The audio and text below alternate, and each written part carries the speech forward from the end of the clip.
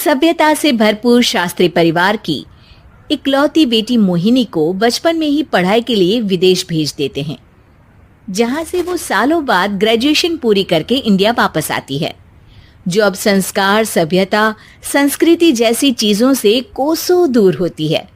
एक सुबह Mohini short dress पहने, कानों में हेडफोन लगाए जोर जोर से इंग्लिश गाने गाती हुई घर में घूम रही होती है। सुबह सुबह भगवान का नाम लेते हैं, राक्षसों की तरह चिल्लाते नहीं।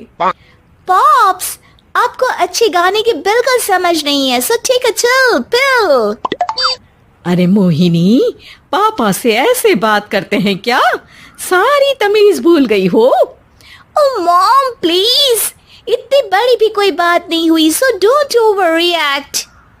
ऐसे ही दिन बीतते हैं जिसमें मोहिनी के तौर तरीके, रहने और बात करने का ढंग उसकी मम्मी पापा को परेशान करने लगता है। भला कोई मानेगा कि ये मेरी बेटी है? रीति रिवाज और संस्कारों से तो इसका दूर दूर तक कोई नाता नहीं, और अब तो लगता भी नहीं कि कभी होगा। अरे ऐसे कैसे नहीं होगा? लड़कियां सारे नखरे अपने माँ बाप को ही दिखाती है। ससुराल जाकर उन्हें सब कुछ करना भी पड़ता है और मानना भी। पत्नी की बात शास्त्री जी समझ जाते हैं और कुछ ही दिनों में अपने से भी ज्यादा धार्मिक परिवार में निखिल के साथ मोहिनी का रिश्ता पक्का कर देते हैं।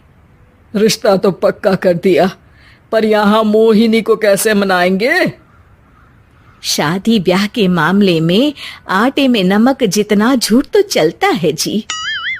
इसी तरह एक के बाद एक तिकड़म लगाते हुए दोनों मिलकर मोहिनी को शादी के लिए तैयार कर लेते हैं और मोहिनी निखिल की शादी हो जाती है, जिसके अगले दिन से ही मोहिनी दोबारा अपने पूरे अवतार में शॉर्ट ड्रेस पहनकर घर में घूमने लगती है।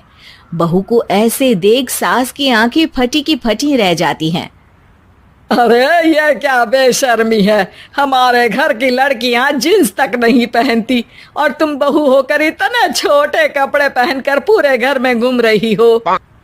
सीरियसली मॉम, प्लीज आप अपनी इस 80 के दशक वाली सोच में मुझे इंक्लूड मत करो।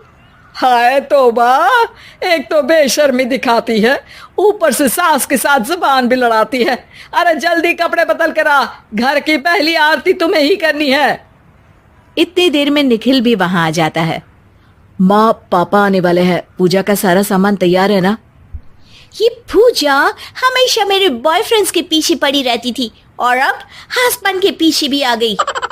मोहिनी की बातें सुन सास तो अपना सिर पकड़ लेती है, लेकिन निखिल किसी न किसी तरह उसे पूजा के लिए कन्विंस करके कपड़े चेंज करने के लिए भेज देता है, जिस पर पूजा खत्म होने के बाद वो एक बार फिर अपनी शॉर्ट ड्रेस में आ जाती है। बहू, ये क्या तरीका है?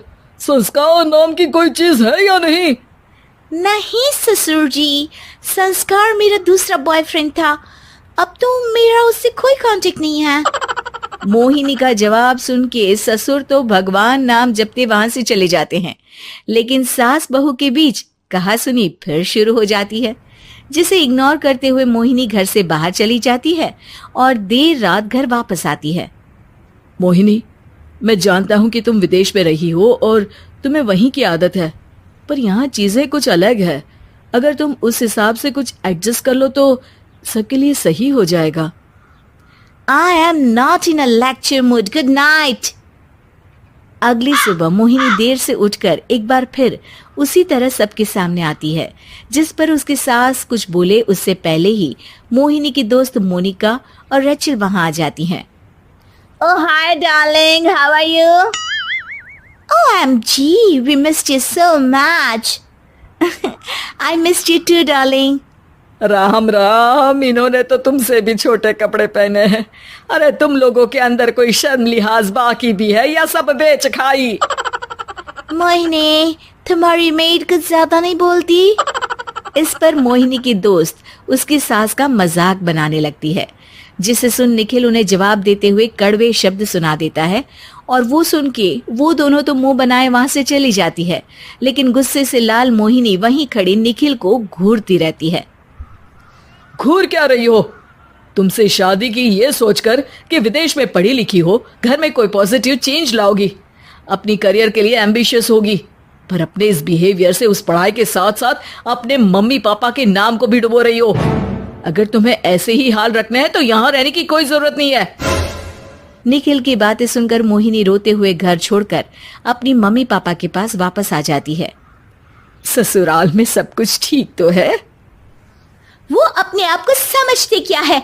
मोहिनी पर चिल्ला रहे हैं? मैं क्यों उसके इशारों पर चलूं?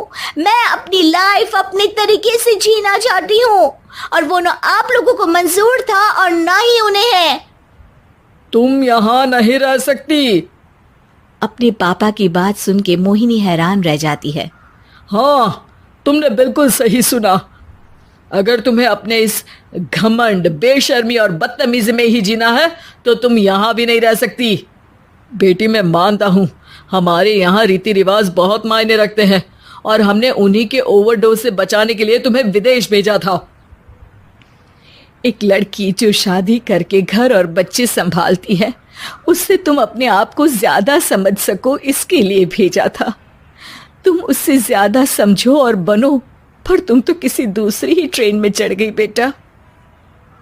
उसके मम्मी पापा बहुत देर तक मोहिनी को सारी बातें समझाते हैं, जिन्हें सुनकर मोहिनी को अपनी गलती का एहसास होता है। वो जॉब ज्वाइन कर लेती है और ससुराल वापस आकर उन्हें मॉडर्न बनाती है और खुद भी कुछ रिवाज सीखते हुए खुशी से रहने लगती है।